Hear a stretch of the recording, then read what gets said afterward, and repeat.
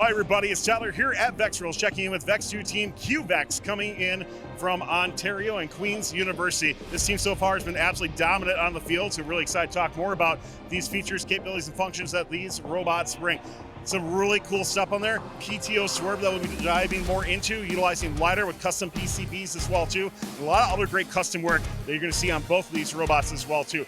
A lot of stuff to dive into, some of that manufacturing process, some of the software process. So you got a lot to learn here. Let's find out more about them coming up here on Pits and Parts. Well, lots to dive in on these two robots. Let's start out with this one over here. You got the extendable wall stake, but a lot of great things to dive into as well too. Talk to me more about it.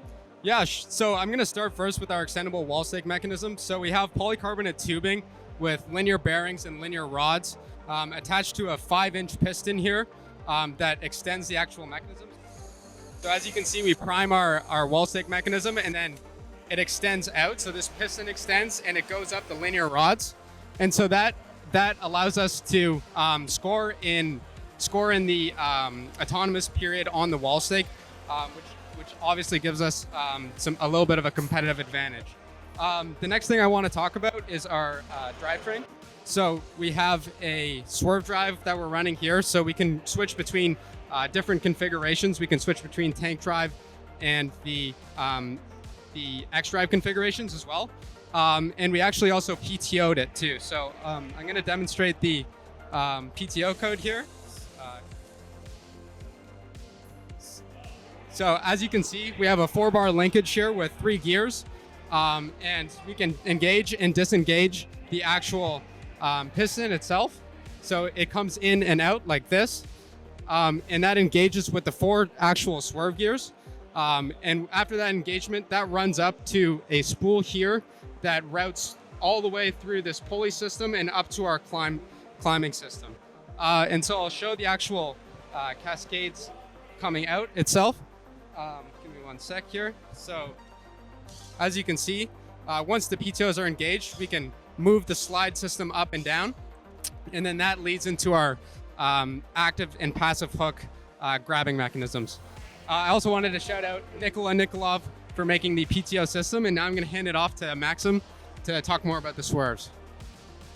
Hello. So our swerve drive is a normal standard differential swerve, where both motors are used for both turning the turret and spinning the wheel. To optimize it, you have to reduce friction to be competitive with other drivetrains. So we use steel wire as a bearing surface, right? And we also use it on the turret, so the turret turning is very smooth.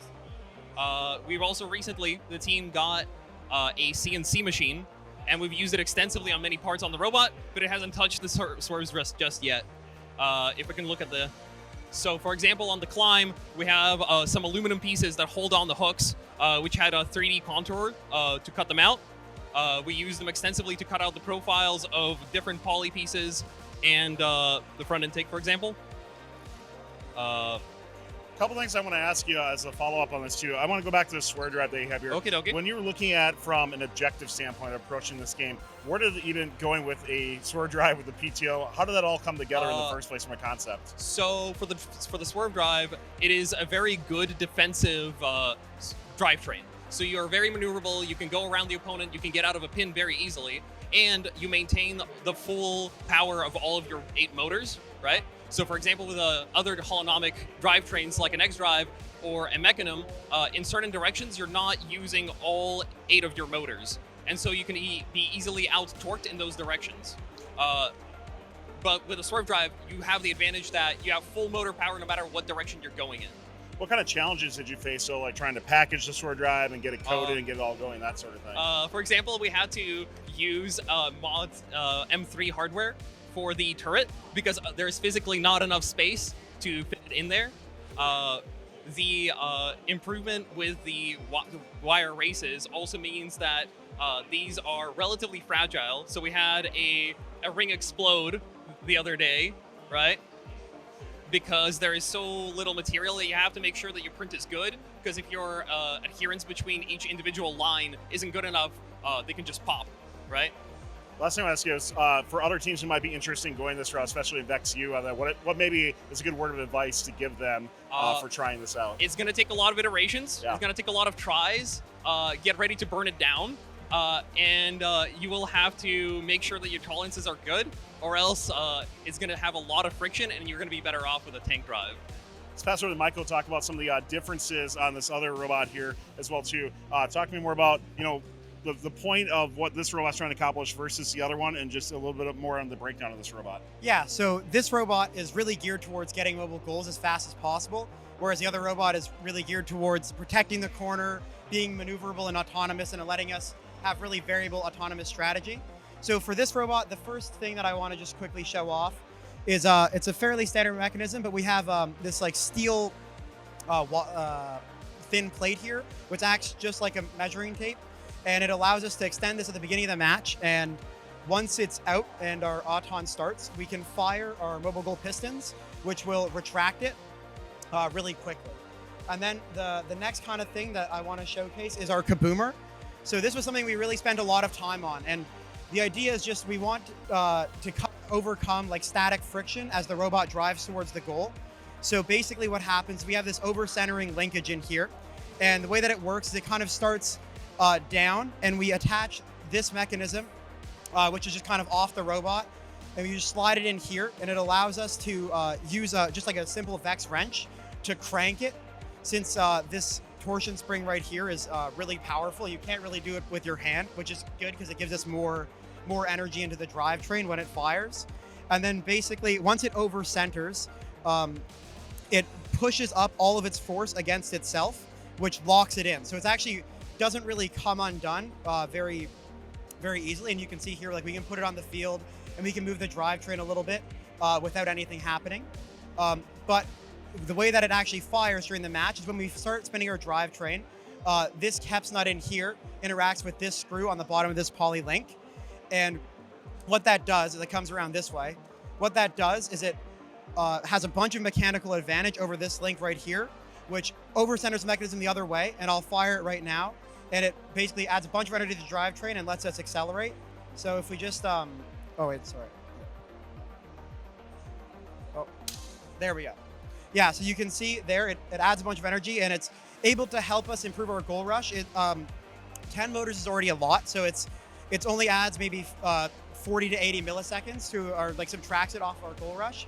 But I think it's useful. Every millisecond counts. On that kaboomer itself, from a software side, from drive, are you ramping to 100% right away on your drive, or do you have to kind of get up to that a little bit? Yeah, that's right. So we tried a lot of different kind of configurations to find the best way to interact with the kaboomer, since we can kind of get most of a rotation on our wheel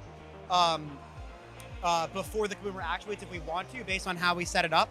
So we tried many different things like traction control for the first rotation, then adding the kaboomer. One thing we had a lot of trouble with is the kaboomer makes it slip. So we ended up settling on traction control for the first rotation until it hits the kaboomer, and then it over centers and adds a bunch of energy, and it reduces the slipping and gave us the most time. Connor, what are some other aspects of this robot that you want to highlight and kind of bring it home on how this all comes together? Yeah, so like Michael mentioned, this robot's aimed to have a really fast goal rush. So we have a lot of really light structure to make sure that the robot's light enough and it can accelerate really quickly. So we have a lot of polycarbonate tube structure like on the other bot, and we also have an extending wall stick mechanism to help us score those rings from behind the autonomous line. And so to go with our goal rush, we have a claw that is passive. So that way, when we reach the goal, we don't need to wait for the piston to fire. The tooth will automatically just let the goal in, and it'll lock it in place. And so with that, we have a sensor to tell us whether or not there's a goal inside. So that way we can decide how many rings we want to put on it, or whether or not we want to put those rings somewhere else. And we put a lot of time into this because we need to make sure that it's really consistent. And so we iterated a bit with it. So right now we have a release with this short piston here, which will pull the whole tooth back. Before, we used to have a string that would just pull it back, but we had some inconsistency issues with that, which is why we opted to switch to this way. So we wrap on this robot. Let's pass over to Cole. I got to ask you on here, I think one of the things that really stand out is the LiDAR, obviously going around on that, but you got a lot of cool things that go into it from a custom PCB and some other software aspects. So talk to me more about software and how it integrates with these robots. Yeah, I mean, so the LiDARs have definitely been a big help to us this season. We don't have any odometry pods on our robot that are dedicated at all, and we do all of this through our custom PCBs. So the one on the right there is last year's odometry board, and the one on the left is this year's, which they've actually developed a generic I/O protocol, and there's 12 ports on that board, which are switched through an FPGA to be able to like encompass a wide array of sensors. So they can do like analog sensors you would plug into the VEX ADI port, they can do our LiDARs, and using that, we're able to interface with the LiDARs to get all of this data for localization. So like Michael said, the wheels slip a lot during the mobile goal rush and stuff, so the LiDARs are able to have us relocalize fully, just standing in the middle of the field without resetting against a wall or anything. So I can show actually a replay on my laptop here. You'll see at the beginning of this replay that the robot starts by rushing the mobile goal, and then it's very inaccurate for a second, and the robot will teleport back to the correct position because it's relocalized in the middle of the field. And then after that happens, so that's us resetting the position, that's the odometry, and it teleports back to the correct position, and then it continues on with the autonomous and grabs the mobile goal and scores the wall stick and whatnot. So that's just been a huge help to us, being able to like reset in the middle of the field, the mechanical team not needing space for those odometry pods, also just being able to use any custom sensors on this new odometry board has been a huge help. One thing I want to wrap up and ask you in regards to the placement of the LiDAR sensors on it, why like both fronts, or why not anything, seeing more of the backside or anything like that? Yeah, ideally the LiDARs would be on opposite corners of the robot, which is what we had last year. Especially because there can be something like a robot obstructing your view of the back. But we found that like the mechanical constraints, especially with the tier 3 climb on the swerve and the doinker on the front of the tank, required us to have the 2 LiDARs on the back. And we found it's not as good as the corner LiDARs, but it's still mostly sufficient, especially because during autonomous, you have a view of your side of the field, so it's very controlled. You know a robot won't be blocking you. So we found it still performs fine with both LiDARs on the back. Well, it's obviously been working out phenomenal so far, QVEX. You've been doing amazing. So congratulations on all your success so far this season. We wish you best of luck here at VEX Worlds. Thanks for taking time to detail these. A lot that I think teams can learn from, and good luck the rest of the way.